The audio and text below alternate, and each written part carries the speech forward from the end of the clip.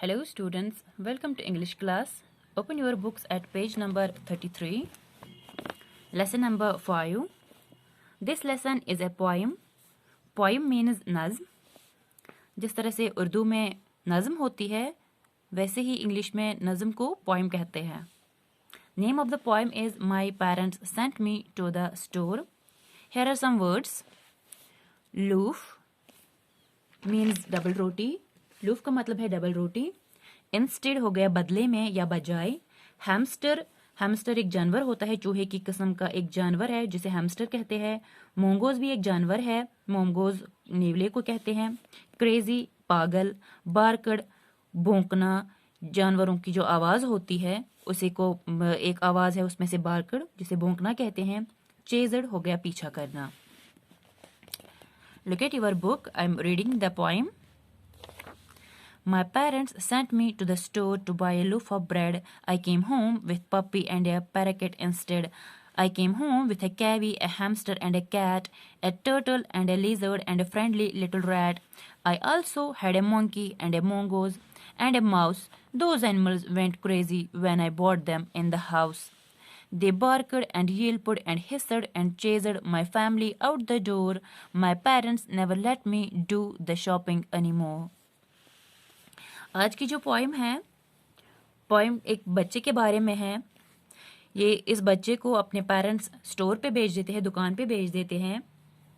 तो आज हमें यही पढ़ना है कि ये बच्चा वहाँ पे क्या करता है. पोइम का नाम भी है my parents sent me to the store, मतलब मेरे पेरेंट्स ने मुझे स्टोर पे भेज दिया, दुकान पे भेज दिया. बच्चा क्या कहता है, पढ़ते हैं. My parents sent me to the store to buy a loaf of bread. I came home with puppy and a parakeet instead. कहता है कि मेरे वालिदैन ने मुझे दुकान पे डबल रोटी खरीदने के लिए लाया, लेकिन बदले में मैं कुत्ते के छोटे बच्चे को, कुत्ते के बच्चे को और एक तोते को ले आया. I came home with a cabby, a hamster and a cat, a turtle and a lizard and a friendly little rat. कैवी छोटी दुम वाला एक जानवर होता है. हैमस्टर चूहे की किस्म का एक जानवर को कहते हैं. कैट बिल्ली को कहते हैं. टर्टल कछुआ हो गया. लेजर्ड छिपकली और रैट चूहे को कहते हैं. कहता है कि मैं घर पे एक कैवी, एक हैमस्टर, एक बिल्ली, एक कछुए और एक छिपकली और इसके अलावा एक चूहे को ले आया.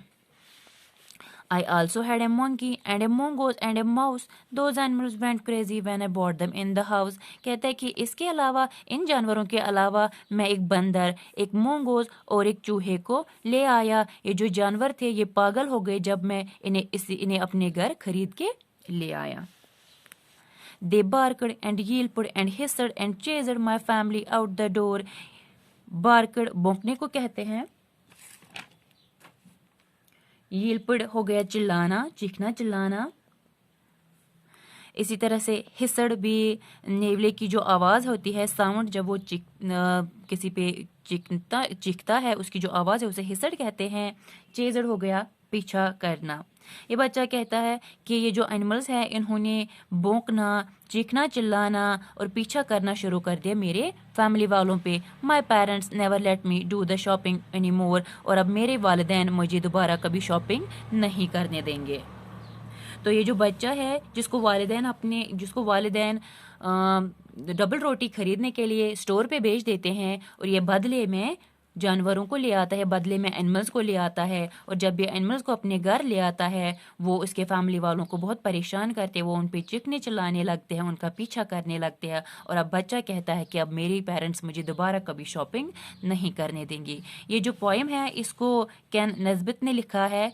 पोइम को जो लिखता है उसको पोइट कहते हैं और इस पोइम को कैन नस्बित ने लिखा है, यानी पोइट कहते हैं उसको जिसने जो पोइम को लिखता है.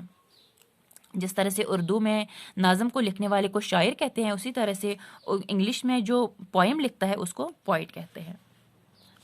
Turn the page. Here is exercise. As usually आपको एक्सरसाइज नोट्स की मदद से करनी है. जो नोट्स है उसकी मदद से आपको ये एक्सरसाइज करनी है. पहले टिक द करेक्ट आंसर्स, उसको करना है. And then answer the following questions. ये जो क्वेश्चंस है वो आपको नोटबुक पे उतारने हैं. आपको अपनी नोटबुक मेंटेन करनी है. नोट्स पे ये क्वेश्चंस लिखे हुए हैं, आपको अब ये अपनी नोटबुक पे उतारनी है। और जैसा कि मैं बार बार कहती हूँ, आपको नोटबुक बहुत अच्छे से मेंटेन करनी है, हैंडराइटिंग में कोई कॉम्प्रोमाइज़ नहीं करना है। अपनी नोटबुक मेंटेन कीजिएगा और ये होमवर्क करने के बाद मुझे वो सेंड कर देना व्हाट्सएप पे। तो आज आपकी जो होमवर्क है वो है, एक तो इस पोएम को पढ़ना, मतलब इसको रीड करना है, यहाँ से ही पढ़ना है, रीड करना है, ये वर्ड्स आपको पढ़ने आने चाहिए। और उसके अलावा आपको नोटबुक पे ये क्वेश्चन लिखने हैं, ये 4 क्वेश्चंस नोटबुक पे लिखने हैं, ये इसको बुक पे ही करना है और लर्न करने हैं पहले के 2 क्वेश्चंस। ये 2 क्वेश्चंस आज आपको लर्न करने हैं। So this is all for today. Bye and take care.